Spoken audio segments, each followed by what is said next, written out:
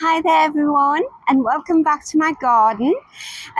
So today I'm going to give you an update on this area behind me here, which I refer to as my woodland garden. And I refer to it as that because for such a tiny little space, and it is really small, it has an awful lot of trees. So the biggest tree by far that overshadows the whole area is this beautiful Japanese cherry tree. And climbing all the way up the cherry tree, that long snake-like thing there, that is a Clematis montana, and it's climbed its way over the years right to the very top of the cherry tree. So it depends how windy it is in this area, but sometimes the blossom is very short-lived, maybe just a couple of weeks. And what I find is if the blossom comes down early, then the Clematis montana flowers come out and they take over. So you can just see the montana here just sort of draping itself into the tree there. It's hard to distinguish between the cherry blossom and the montana. And then also here, this is all Clematis montana. I love the way it just very naturally swags itself into the tree. And then all along here, these are all lilac trees. And they go all the way around, and then they are behind the greenhouse as well. So I'm out here in the middle of the afternoon here. So we are 2 o'clock in the afternoon, so highest point of the sun. And this is the sunniest this area gets. It's in shade pretty much all morning. It gets a bit of sunshine coming through here for maybe an hour. But then right up against this wall here, underneath the lilac trees, that's always in deep shade. So I'll give you a bit of the history of the garden. So this is a view of the garden from the top of our drive.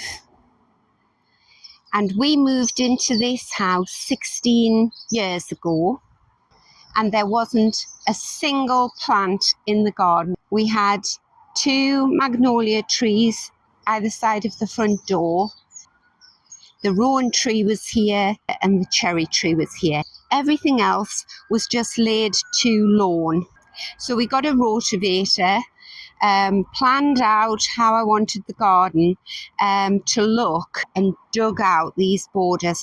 So over the years, the borders have got bigger and bigger, and the piece of grass that we walk on through the garden is getting narrower and narrower. And it suits me. That's what I like. More plants, less grass. I love the blossom falling on the grass. I can never decide whether I like it when it's on the tree best or on the grass. I think I like it on the grass best.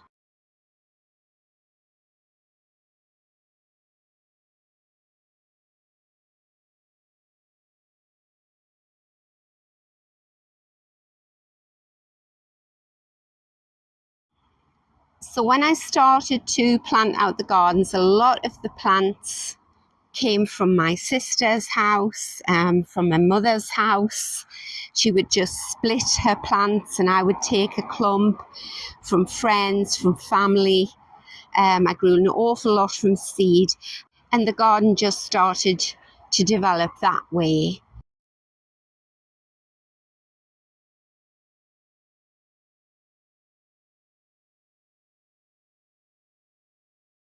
This is the side entrance to our house. This is the conservatory.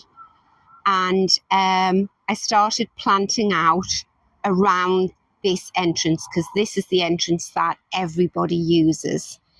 So over the course of 2 or 3 years, I would say this area here became established really well.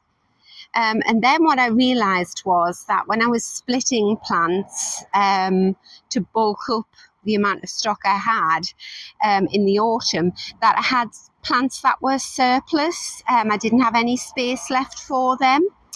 So what I started to do was I started to plant out in that area there underneath that beautiful cherry tree.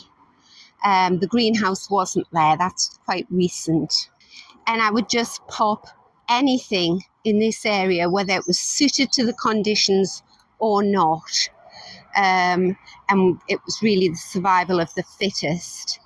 So if you can see how big the border is, it goes from here, and what it did was it went all the way back to the boundary wall there. And if we have a look here, these lilac trees spilled right over here. So you couldn't walk through here, and this path wasn't here either.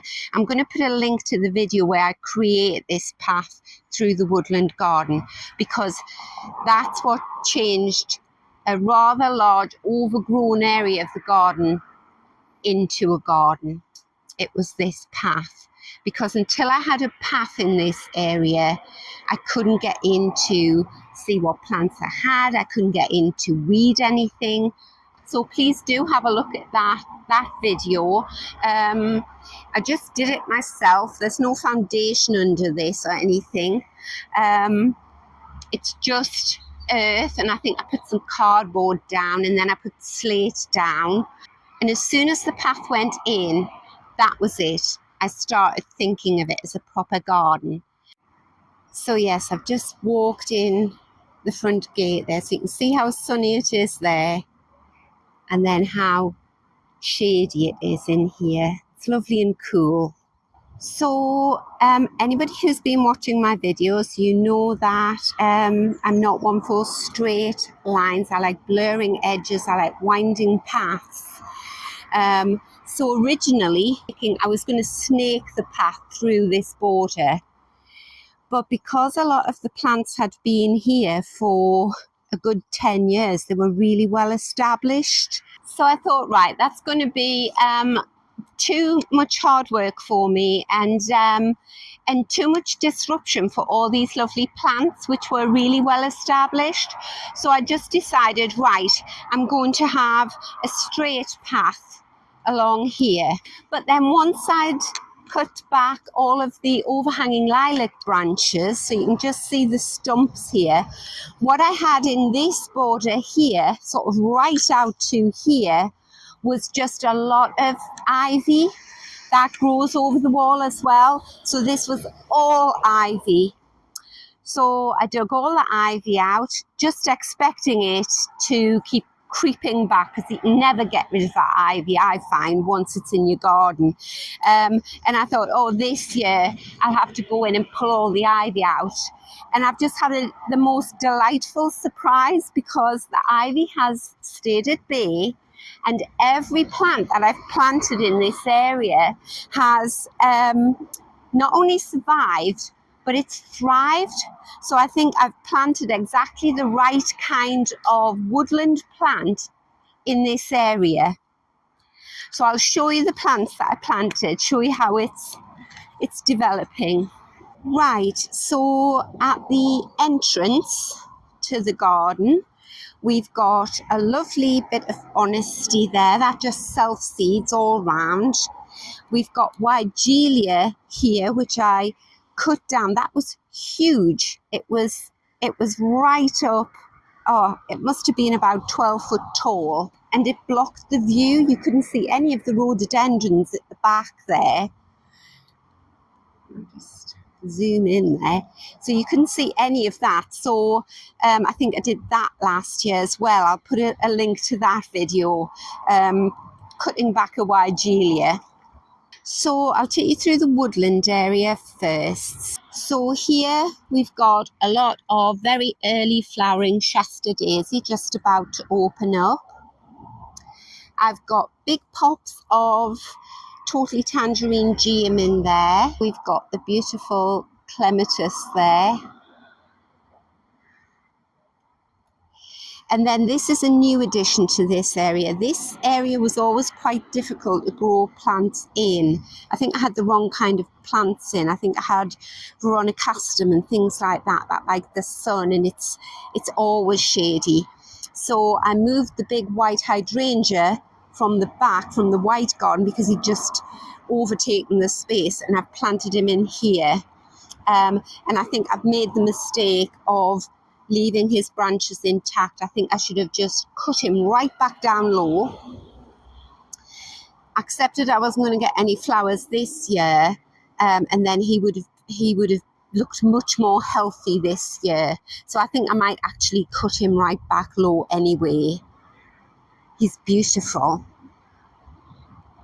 This plant here, which looks like it is finished, like it's dead, they are actually the flowers that are just going to open there, and that is New Zealand satinflower. It's one of my favourite plants in the garden. I'll show you one around the corner in the sunshine that's actually just started to flower yesterday. So that is the flower on a New Zealand satinflower. Absolutely gorgeous. So he will be looking at his best, I would say, in about 5 days' time, because until the flowers open, it does look like it's gone over, or it's going to have loads of flowers on that. So do come back and watch more videos, and you'll see that in its prime. The other very obvious change to the woodland garden is that we put my new greenhouse here.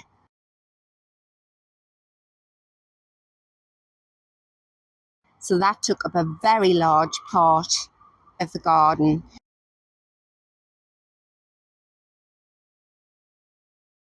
But actually the only things that grew where the greenhouse is now were ferns, because it was quite difficult. I think the tree sucked out a lot of the moisture, and it was always so shady. So just as we come round into the woodland garden, I've got some beautiful little plants planted outside here, outside the door. This one in particular, this is a lovely woodland plant, and this is called sweet woodruff, and it spreads along your borders, and it is the most beautiful, it has the most beautiful perfume. Got a lovely big foxglove coming up there. Then down here, I've got some Crocosmia lucifer mixed in with Aqualesia. This is going to be another spectacular New Zealand satinflower. All the way along there, I've planted White Honesty, which will pop because it's very shady.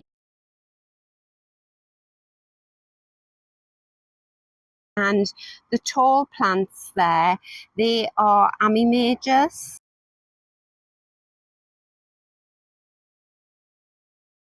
And they go really, really tall, about 5-6 foot, and I'll just sort of attach them to the clematis or whatever. They sort of flop into other plants. Down there we've got a lovely big patch of Crocosmia lucifer, which surprisingly does really well there, even though it's shady. I get a lot of flowers.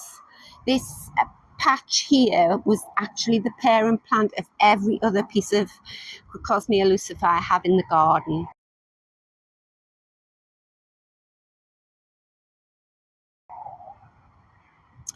All along here, these tall grass-like leaves are Dutch iris, a beautiful deep gentian blue.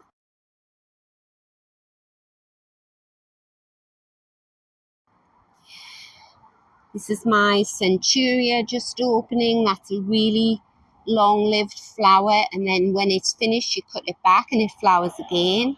I've got a young hydrangea in here, a nice big patch of oxeye daisy there.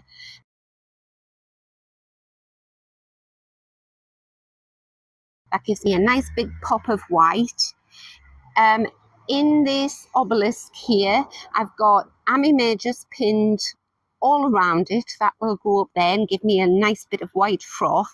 And in the middle, I've got a very pale mauve iris growing.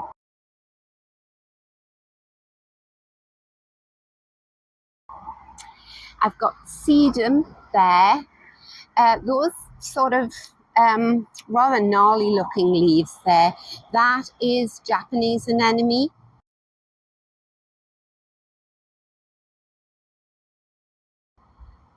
The leaves are there an awful long time up here in the northeast of England in my garden before I get flowers. It's really the end of the summer when the Japanese anemone comes out. Then down there by the tree, that is loosestrife. So that gets a lovely big tall yellow flower.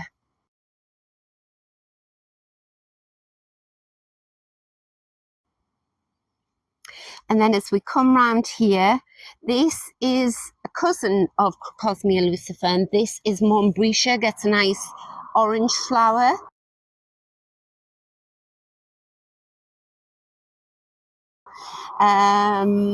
What else have we got?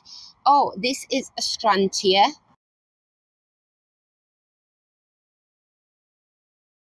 A white Astrantia there.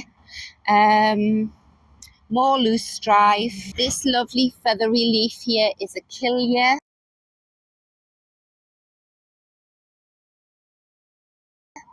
And in amongst it is Alstroemeria.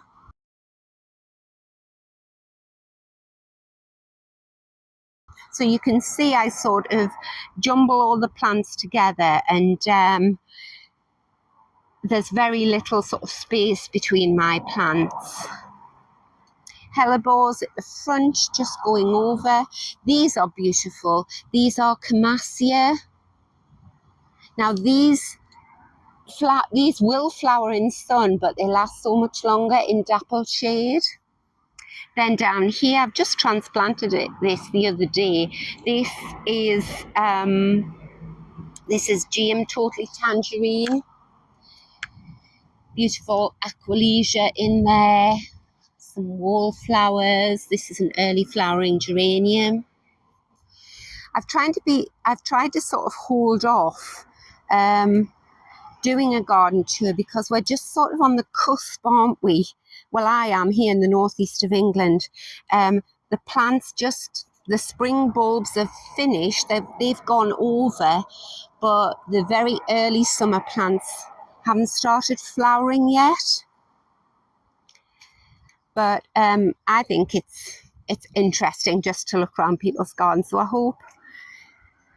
hope you can try and envisage what it's going to look like. I will put some pictures up of what the garden looks like when it's established.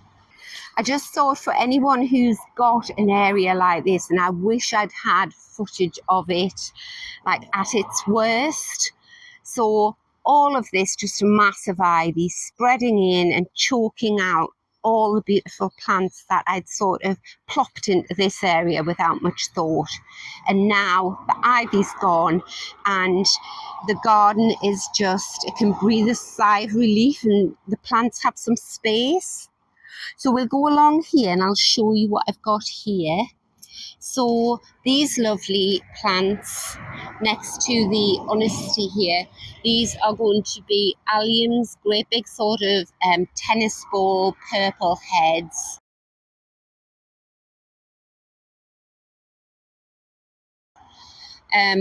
Down there, that is wild garlic. Got lots of that, again, beautiful perfume. I've got some lovely foxgloves coming up there.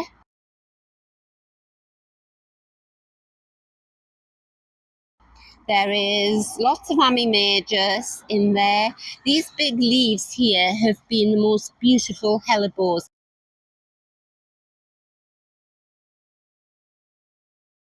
Now this patch of hellebore here, I transplanted him. He was just sort of around about there, right in the middle of the path. Transplanted him and it's actually done him the power of good. I dug up and split loads and loads of primroses, and these are just sort of coming to an end now, but lovely and healthy, and they love it here in the dappled shade. They've been gorgeous. That is feverfew. Here we've got a bit of Solomon's seal.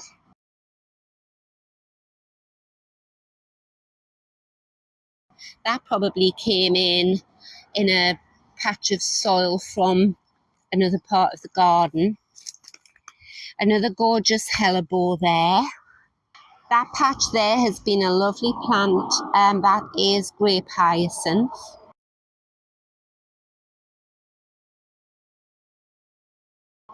Again, lovely primroses all the way along the front here.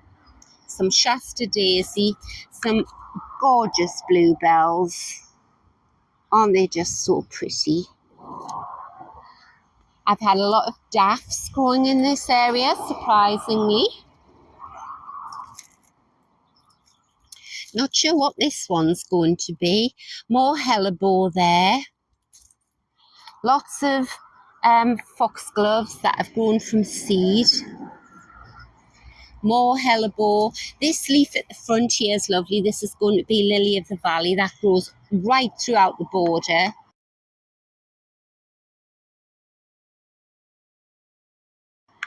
Then I've got California poppies. These have just self-seeded.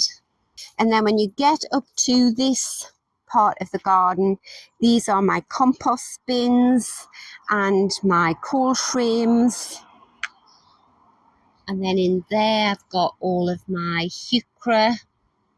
I've planted out all beneath the rhododendron there with amimajus, which will grow up through the rhododendron, and it'll be a big white frothy head, and it just sort of flops into the leaves of the rhododendron and uses it as support. But this rhododendron is beautiful. And then this one here, which is in bud but not opening, is a sort of a ruby red one. It's beautiful when they're both out together. I'll put a picture of what this one's like.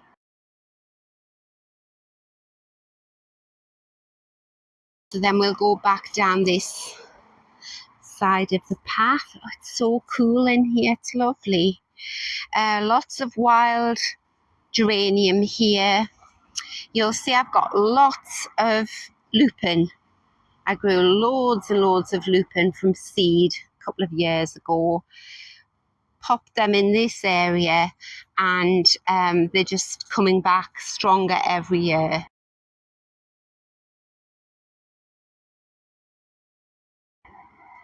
That plant there, that is a peony.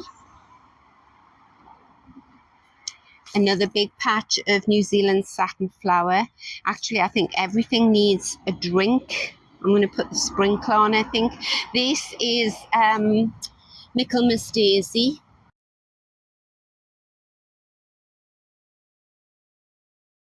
And this is a very tall helenium. It grows so tall, it grows about 7 foot tall, and gets a big, beautiful yellow flower on it.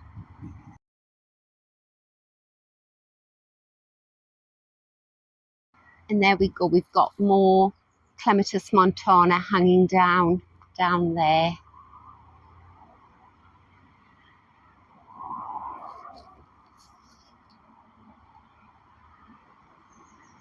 Down here in the cool shade, we've got a big patch of London Pride, another big foxglove. Not sure what this is. Hellebore, more foxglove, amimajus, and linaria. And this white Julia is just stunning when he comes out. So there we go. I just thought I would make this video in case there's anybody out there with a big portion of their garden that they're not sure what to do with it. Maybe it's just overgrown with shrubs or trees, or it's too shady, or whatever. The game changer for me was to create that path through. Once I had the path, then I thought of it as a garden. Then I started tending it as a garden, rather than having to put my huge wellies on and sort of climb in amongst the plants to see what was there and weed it. It's working really well, and I'm delighted with it. And that's the fun thing, isn't it? When you're creating a garden from scratch, you might get areas that aren't working the way you wanted them to work, but you're not quite sure what you're going to do with them. And then all of a sudden you have a light bulb moment and you think, right, for me, it was the fact that I wanted to keep the lilac, definitely, but it didn't need to be, 10 foot of it spilling across this way. I did nice clean cuts and just left everything spilling that way. I was a bit nervous because I thought I don't want to kill the trees, but they've been absolutely fine. See all the lovely petals coming down the front. I'll just show you out onto the front and I'll show you the lilac. So yes, I left all of the lilacs spilling over the front railings of the house. I didn't touch that at all. And that's looking gorgeous.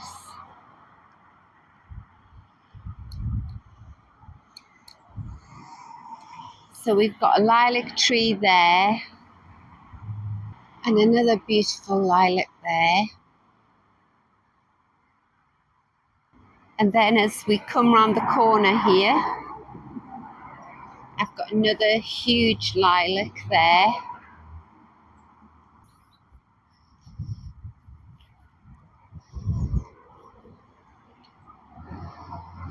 And then up here in this corner here, you can see these leaves sticking up here. That's a beautiful old climbing rose with a beautiful pink flower and the most gorgeous perfume.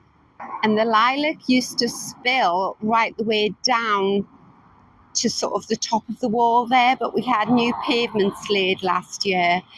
So we had a note from the council and we had to cut the bottom branches off, but it's still beautiful. So yes, that really did spill over the wall. So right, I will do another video. I'll do a full garden tour. I would say probably the end of May. I think there'll be lots of colour in the garden then, and then it'll be more interesting for you to have a look around, see how I plant. But thank you so much for watching. I hope you've enjoyed the video, and I hope you're enjoying the weather wherever you are in the world and your garden. And I'll see you next time. Bye.